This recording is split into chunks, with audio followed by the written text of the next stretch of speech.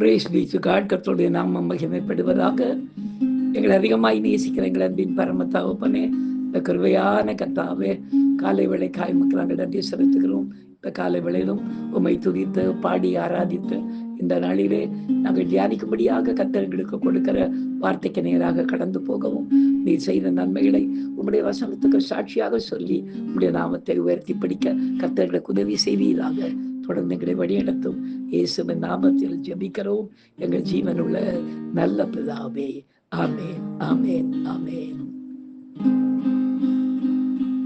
நேசரேவும் தேரு பாதம் அமர்ந்தேன், நிம்மதி நிம்மதி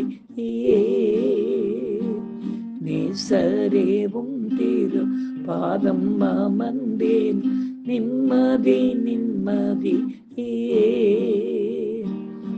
ஆர்வமுடனே பாடி துதிப்பேன், ஆனந்தம் ஆனந்தமே அடைக்கலமே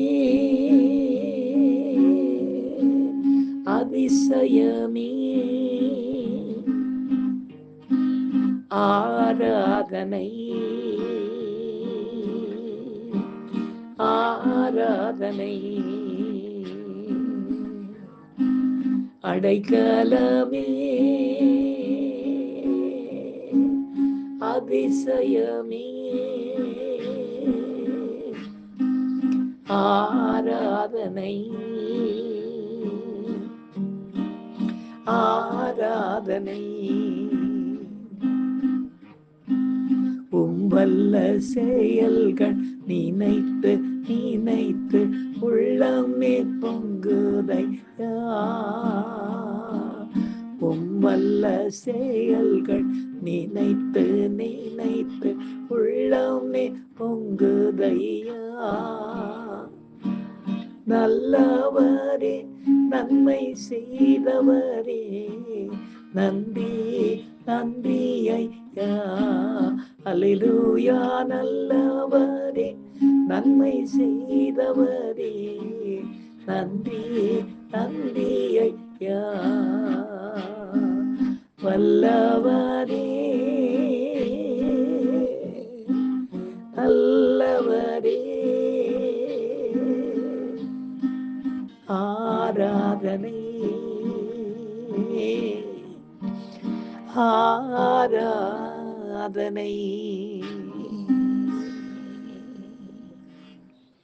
எனக்கு அருமையானவர்களே, இந்த நாளிலே நாம் தியானிக்கும்படியாக கர்த்தர் நமக்கு கொடுக்கிற வார்த்தைக்கு நேராக நாம் கடந்து போவோம். பிரியமானவர்களே, எடுத்து வாசிக்கலாம். அப்போஸ்தலனாகிய பவுல் கொரிந்தியருக்கு எழுதிய நிருபம் 1 கொரிந்தியர் 2 அதிகாரம் 9 நாம் வாசிக்க கேட்போம். எழுதியிருக்கிறபடி, தேவன் தம்மில் அன்பு கூறுகிறவர்களுக்கு ஆயத்தம் பண்ணினவைகளை கண் காணவும் இல்லை, காது கேட்கவும் இல்லை, அவைகள் மனுஷனுடைய இருதயத்தில் தோன்றவும் இல்லை என்று எழுதப்பட்டிருக்கிறது.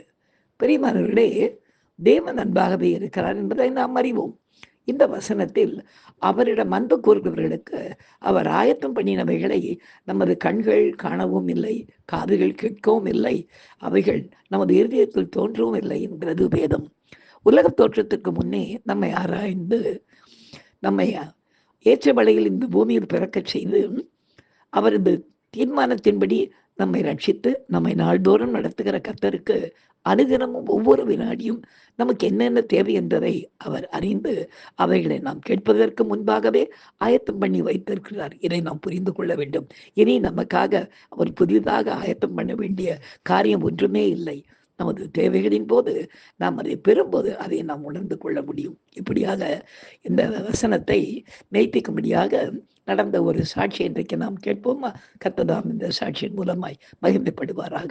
கடந்த மார்ச் மாதத்தினுடைய கடைசி வியாழக்கிழமை அன்று வழக்கம் போல தாம்பரம் பகுதியிலே செய்து கொடுப்பதற்காக நான் புறப்பட்டு போய்கொண்டிருந்தேன். அப்பொழுது எனக்காக ஆட்டோவில் என்னை கூட்டிகிட்டு போகிற அருமையான சகோதரி வினித்குமார் என்பவர், அன்றைக்கி நான் கொஞ்சம் லேட்டாக புறப்பட்டுவிட்டேன். ஏன்னா போகிறதுக்கு முன்னாலே வண்டி பங்க்சர் ஆகிட்டதுனால நான் ஏறி வண்டியில் உட்காரும்போது அவர் பார்த்து கேட்டப்போ, பங்க்சர் சரியாக போட்டுட்டீங்களா அப்படின்னு. ஏன் பாஸ்டர் அப்படி கேட்குறீங்க அப்படின்னாரு. இல்லை ரொம்ப தூரம் போக வேண்டியிருக்கு, சரி வாங்க போகலாம் அப்படின்னு சொல்லிட்டு நாங்கள் கிளம்பி போயிட்டோம். ஆனால் ஏற்கனவே ஒரு 45 நிமிஷம் நாங்கள் கொஞ்சம் பின்னாடியே தான் போயிட்டுருக்கோம். யூஸ்வலாக நாங்கள் இப்போ 7 மணிக்கு சேர்ந்துருவோம். இப்போ புறப்படும் போது 6:45 ஆயிடுது. இப்படி போய் கொண்டிருந்த போது கிட்டத்தட்ட ஒரு 16, 17 கிலோமீட்டருக்கு, அதாவது தாம்பரத்துக்கு முன்னாலேயே திடீர்னு மறுபடியும் அந்த ஆட்டோ பங்க்சர் ஆகிடுச்சு. எனக்கு என்ன பண்ணுறதுன்னு தெரியல.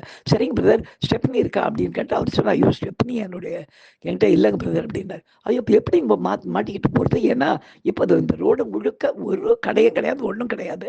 100 ஃபீட் ரோடாச்சு பிரதர், என்ன பண்ணுறது அப்படின்னு. உங்களை எப்படியாவது ஏதாவது ஒரு வகையில் எங்களுக்கு கொண்டு அதை சேர்த்துடுறேன் அப்படின்னு சொல்கிறேன். நான் பேசாமல் ஒரு ஓரமாக உட்கார்ந்து அந்த ஆட்டோவோட ஜோம் பண்ணி கொண்டே இருந்தேன். போகிற வர ஆட்டோக்கெல்லாம் கை நீட்டுறாரு. காலியாக போகிற ஆட்டோ கூட ஒன்றும் நிற்கலை. ஆனால் ஆட்டோட்ட சொன்ன, ஆண்டவரே எங்களுக்கு தெரியாது, கொண்டு வந்த ஒரு நீர் அந்த இடத்த போய் நேரத்தோடு சேர முடியலனாலும் அங்கிருந்து ஃபோன் பண்ணி கேட்டுட்டாங்க, வந்துகிட்டு இருக்கோம்னு சொல்லிக்கிட்டு இருக்கோம். போய் இன்றைக்கு இந்த தேவ வார்த்தை கொடுக்கறதற்கு சத்துரு என்ன போராட்டம் போராடினாலும் எங்களுக்கென்று நீர் ஆயத்தம் பண்ணி வச்சிருக்கிறத நிச்சயமாக எங்களுக்கு கொடுப்பீர்ன்ற அந்த நம்பிக்கையோடு ஜெபிக்கிறேன். நான் ஜெபித்து கொண்டே இருந்தபோது ஒரு ஆட்டோக்காரர் வந்து ஒரு பக்கத்தில் வந்து நின்று என்ன அப்படின்னு விசாரிச்சார் எங்களை கொஞ்சம் தூரத்துக்கு. அப்போ இவர் இப்போ அப்படி சொன்னார்.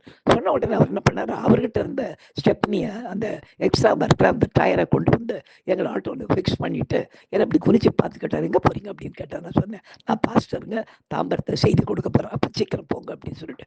எனக்கு உள்ள ஒரு திடீர்னு யோசனை, ஆண்டவரே இப்போ இவர் வந்து அவர் ஸ்டெப்னே கொண்டு எங்களுக்கு கொடுத்துட்டாரு, இப்போ அவர் போகிற வழியில் அவருக்கு ஏதாவது ரிப்பேர் ஆகிடுச்சுன்னா இன்னும் 16 கிலோமீட்டர் இருக்குது, ஆனால் அதை பற்றி அவர் விசாரிக்கவே இல்லையே, அவருக்கு அந்த ஞாபகத்தை இங்கே உண்டு பண்ணலையா அப்படின்னு சொல்லிட்டு, சரி ஆண்டவர் ஏதோ செய்கிறார் அப்படின்னு சொன்னப்போ எனக்கு மனசுக்குள்ள தோன்றின ஒரே காரியம், நாங்கள் உடனே அவர் அங்கே என்ன பண்ணார், எங்களுக்கு கிளம்புங்கன்னு சொல்லிட்டு உடனே நான் சொன்ன பிரதர், அவருக்கு ஸ்டெப்னி அங்கே எப்படி திருப்பி கொடுக்குறது, ஏன்னா அவர் எங்கே போகிறாரு தெரியல. உடனே அவர் குனிஞ்சு சொன்னார், பாஸ்டர் அதை குறித்து கவலைப்படாதீங்க, எங்கேருந்து வரீங்க அப்படின்னு கேட்டார். நாங்கள் சொன்னோம், நாங்கள் மாதவரத்துலேருந்து வந்துகிட்டு இருக்கோம். அவர் சிரிச்சுட்டே உடனே சொன்னார், நீங்கள் பரவாயில்ல எடுத்துக்கிட்டு ஸ்டெப்னி போட்டுக்கிட்டு நீங்கள் போயிடுங்க, நாளைக்கு நான் மாதவரத்துக்கு வர வேண்டிய வேலை இருக்குது, அப்படியே மாதவரத்துக்கு வரும்போது அங்கே வந்து நான் ஸ்டெப்னியை இந்த டயரை வாங்கிக்கிறேன் அப்படின்னு சொன்னேன். அப்போ தான் நான் யோசித்து பார்த்தேன், ஆண்டவரே நாங்கள் இங்கேருந்து புறப்படும் போதே இது டயர் பங்க்சர் ஆகும்னு உமக்கு தெரியும், மறுபடியும் ஆகும்னு. உடனே எங்கள் பின்னாலேயே மாதவரத்துக்குலேருந்து ஒரு ஆளை நீர் கொண்டு வந்து மறுநாள் காலையில் வந்து எங்ககிட்ட இருந்து அந்த டயரை வாங்கிக்கக்கூடிய ஒரு நல்ல மனுஷனை கர்த்தர் எங்களுக்கு தந்தீரே. இன்றைக்கு கேட்ட அந்த வசனத்துக்குரிய கருமையானவர்களே, கர்த்தர் நமக்கு செய்ய நினைத்திருக்கிற காரியங்களை நிச்சயமாகவே நம்முடைய கண்கள் காண்பதும் இல்லை, நம்முடைய காது கேட்பதும் இல்லை. நமக்கு என்ன தேவை என்பதை அவர் அறிந்து ஏற்கனவே அதை ஆயத்தப்படுத்தி எப்போ நாங்கள் புறப்பட்டு தாம்பரம் போய் கொண்டிருந்தோமோ எங்கள் பின்னாலே எங்களுக்கு உதவி செய்யறதுக்குன்னே ஒரு ஆட்டோக்காரரை கர்த்தர் அன்னைக்கு அனுப்பியிருக்கிறார் என்பதை அன்றைக்கு நான் உணர்ந்தேன். இன்றைய வசனம் அப்படி எங்கள் வாழ்க்கையிலே நிறைவேறினதற்காக கர்த்தருக்கு நான் நன்றி செலுத்துகிறேன். நாம் சிந்திக்கலாம். எங்களை அதிகமாய் நேசிக்கிற எங்கள் அன்பின் பரம தகப்பனே, எங்கள் வாயிலிருந்து வார்த்தை புறப்படுவதற்கு முன்பாக எங்கள் தேவைகளை சந்திக்கிறீர். ஏனென்றால் அதை ஏற்கனவே நீர் ஆயத்தம் பண்ணி வைத்திருக்கிறீர் ஆண்டவரே. எங்கள் கண்கள் தான் அதை காணவும் இல்லை, காதுகள் கேட்கவும் இல்லை, எங்கள் இதயத்தில் அது தோன்றுகிறதும் இல்லை ஆண்டவரே. ஆனால் இது எல்லாவற்றையும் அதனதன் காலத்தில் நேர்த்தியாய் செய்கிற தேவனாய் எங்களோடு கூட இருக்கிறதற்காக உமக்கு நன்றி செலுத்துகிறோம். இந்த சாட்சியின் மூலமாய் கர்த்தர் நீர் மகிமைப்பட்டதற்காக உமக்கு நன்றி. தொடர்ந்து எங்களை நடத்தும் பெரிய காரியங்களை செய்யுங்க.